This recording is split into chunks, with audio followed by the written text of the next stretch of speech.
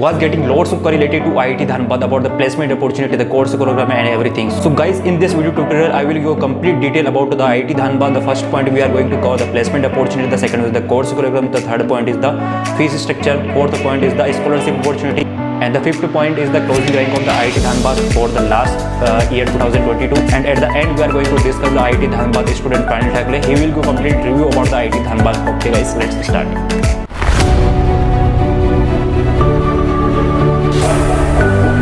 And after watching this video, if you guys have any query related to IIT Dhanbad or other institute, then please put in the comment section so I can discuss in my upcoming videos. And also share with your friends if my content is valuable for them. So guys, पहला and most important point जिसकी वजह से सभी student IIT में जाना पसंद करते हैं, that is the placement opportunity in IIT Dhanbad. तो गाइस, लास्ट ईयर के डेटा के अकॉर्डिंग मतलब 2020 टू 22 बैच जिसका मैंने वीडियो बना ही चुका था ऑलरेडी, और अभी इस वाली बैच में कहीं ना कहीं रेशियो बहुत ही बड़ा है प्लेसमेंट का। इस बार टोटल 45 स्टूडेंट में से 24 स्टूडेंट का प्लेसमेंट हो चुका है और हाईएस्ट प्लेसमेंट रहा है 15 LPA, और 6 स्टूडेंट का प्लेसमेंट हुआ है एज ए डेटा एनालिस्ट की प्रोफाइल पर एक्स्ट्रा कंपनी में 15 LPA पर, और डोरिन कंपनी पे एक स्टूडेंट एक गर्ल का प्लेसमेंट हुआ है एज ए डेटा साइंटिस्ट की पोजीशन पर। बाकी जितने भी रिमेनिंग स्टूडेंट बचे हुए हैं उन सभी का प्लेसमेंट हुआ है आकाश में, PW, Narayana, Mithesh Reddy and orchid international school. तो कहीं ना कहीं मतलब कि यहाँ पर एक टेक कंपनी और टेक कंपनी में प्लेसमेंट वगैरह सभी जगह हो रहे हैं। दूसरी बात कि यहाँ पर कौन कौन सी कंपनीज विजिट करी थी इस बार, तो यहाँ पर थी एसेंचर जापान, डोरिन, Axtria, Uber, TCS, 9 lives, Burger Singh and so many other company that I mentioned here. And guys, इस बार जो प्रोफाइल वगैरह यहाँ पर जो जनरली ओपन हुई थी, that is data science, data analyst, और उसके बाद सॉफ्टवेयर डेवलपमेंट फील्ड से रिलेटेड, तो सारी प्रोफाइल कहीं ना कहीं ओपन हो रही है MS स्टूडेंट के लिए। बट आपके पास एबिलिटी होनी चाहिए, और सेकंड थिंग आपको ये सारी चीज़ें खुद से प्रिपेयर करनी पड़ेगी। नेक्स्ट पॉइंट अपने पास आता है course curriculum of the IIT Dhanbad. तो आई होप आपको पता हो कि IIT धानबाद में मैथमेटिक्स एंड कंप्यूटिंग है। तो IIT गुवाहाटी में मैथमेटिक्स एंड कंप्यूटिंग है, तो उसके बाद जो बेस्ट इंस्टीट्यूट आता है IIT गुवाहाटी के बाद, that is the IIT Dhanbad. ठीक है, तो यहाँ पर मैथमेटिक्स एंड कंप्यूटिंग में क्या होता है कि कुछ जो सब्जेक्ट रहते हैं कंप्यूटिंग से रिलेटेड रहते हैं, बाकी आपका पूरा मैथमेटिक्स रहेगा। और यहाँ पर जो स्टूडेंट ज़्यादा जो प्रेफर करते हैं वो प्लेसमेंट के लिए ही ज़्यादा प्रेफर करते हैं जाना। और तो यहाँ पर आपको मैं कोर्स प्रोग्राम बता देता हूँ कि फर्स्ट सेमेस्टर में आपको क्या क्या पढ़ने को मिलेगा। पहला आपके पास रहेगा analysis, differential equation, numerical method, data structure, जो कि बहुत ही इंपॉर्टेंट पॉइंट है प्लेसमेंट पॉइंट ऑफ व्यू से। मैक्सिमम कंपनी डेटा स्ट्रक्चर को प्रीफर करती है जब भी उनके टेस्ट वगैरह होते हैं, तो इसी के बेसिस पर शॉर्टलिस्ट करती है। Next is the probability and statistics. If are guys going for the data analyst, data scientist profile, then probability and statistics is very important point. And next is the 2 labs of the numerical method and the data structure. And for the second semester you will learn here advanced algebra, statics, inference, operating system. And operating system is very good यार, मतलब कि I think हमारे यहाँ पर तो नहीं है but IIT Dhanbad में है, तो और बाकी प्लेसमेंट से रिलेटेड क्वेश्चन पूछे जाते हैं, तो आई वुड लाइक टू से कि ये यार मतलब अच्छा कोर्स है। Next is the database management system. और डेटाबेस मैनेजमेंट जो सिस्टम है वो कहीं ना कहीं आप किसी फील्ड में जा रहे हो, आप data science, data analyst, SD, सब जगह आपको ये काम आएगा ही आएगा। नेक्स्ट इज द आपके पास इलेक्टिव रहेंगे और कुछ आपके पास वापस इस कोर्स में आपके पास लैब रहेंगे।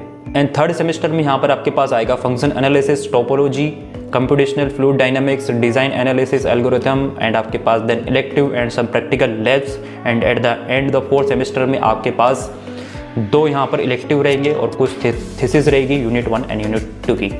And I will put this complete data on my website and also in the pin comment, so please check out that, so you will come to know about all this thing। और यहाँ पर कुछ elective हो रहा है, हर बार कुछ ना कुछ यहाँ पर ओपन रहते हैं। ठीक है, लगभग सभी ओपन हो जाते हैं, वो डिपेंड करता है कि कितने के स्टूडेंट किस इलेक्टिव को प्रेफर कर रहे हैं, उसके बेसिस पर वो IITs ओपन करती है इलेक्टिव को।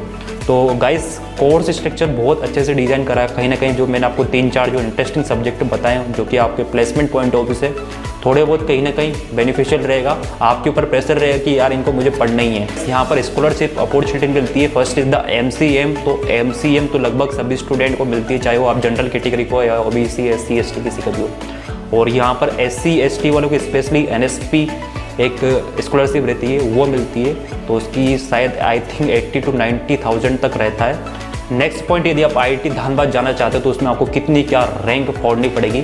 तो यार यदि आप जनरल कैटेगरी को हो तो लास्ट ईयर के डेटा के अकॉर्डिंग 561 कट ऑफ गया था। EWS में 652 और आपके पास OBC में 812, आपके पास SC में 2209 और ST में 4173। तो गाइस यदि आप जनरल कैटेगरी के हो तो कहीं ना कहीं आपको मेहनत करनी पड़ेगी और मोस्ट प्रोबेबिलिटी की हो सकता है कि इस बार और इसकी रैंक बढ़ जाए, क्योंकि यहाँ पर इस बार प्लेसमेंट बहुत ही अच्छे हुए हैं। मैं ये कह सकता हूँ कि IIT गुवाहाटी में टोटल अभी 31-32 स्टूडेंट का प्लेसमेंट हो चुका है। उसके बाद IIT धानबाद का रेशियो कहीं ना कहीं अभी बेटर है। अगला पॉइंट यहाँ पर आता था कि फीस स्ट्रक्चर कितनी क्या है। तो यार देखो कि जो आपका वन टाइम जो चार्जेस यहाँ पर आपका शो कर रखा है वो आपका लगभग 13,400 तक रहेगा। बाकी ये मैं PDF आपको पूरा मैं अटैच कर दूंगा, तो आप यहाँ से पूरी कंप्लीट डिटेल देख लेना यहाँ पर कितना क्या उनका फीस स्ट्रक्चर है। एडिशनल इसमें आपको 15,000 पर सेमेस्टर आपको जो मेस के जो चार्जेस रहते हैं वो आपको पे करना होगा।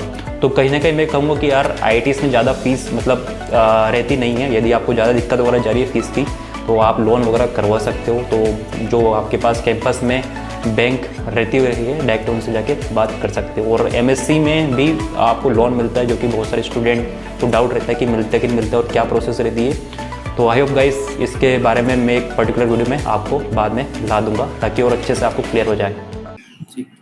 हाँ अरे देखो, अगर कोर्स के बारे में देखा तो देखेंगे तो कोर्स तो अच्छा है। जैसे सब्जेक्ट के बारे में देखेंगे तो फर्स्ट ईयर में जैसे डेटा स्ट्रक्चर है जो पूरे थ्रू आउट द कोर्स हमें यूज होता है, और जैसे प्लेसमेंट के लिए उसका इम्पोर्टेंट रोल हम बोल सकते हैं कि जैसे डेटा स्ट्रक्चर में पूरा कोडिंग वगैरह है ना, ट्रीज वगैरह इसका सब नॉलेज होता है।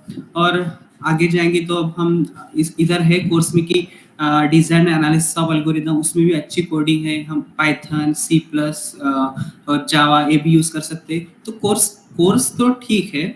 और जैसे हम बात करें कि स्टूडेंट मतलब किधर जाना प्रेफर करते हैं, तो सबको लगता है कि हमने अर्निंग करना चाहिए, तो वो तो है एक कि प्लेसमेंट को प्रेफरेंस देते हैं। बट जिनको PhD करनी है वो तो अपना डायरेक्ट मतलब यहाँ पे देखो, अगर CGPA अच्छा है तो डायरेक्ट हमको PhD में एडमिशन मिल जाता है। बट वो तो स्टूडेंट पे डिपेंड करता है कि PhD करनी है या प्लेसमेंट करना है। और जिनका मतलब होता है ना फैमिली इश्यूज है या क्या है, PhD करना भी चाहते हैं बट ठीक है उनको प्लेसमेंट मिला तो वो ले लेते हैं।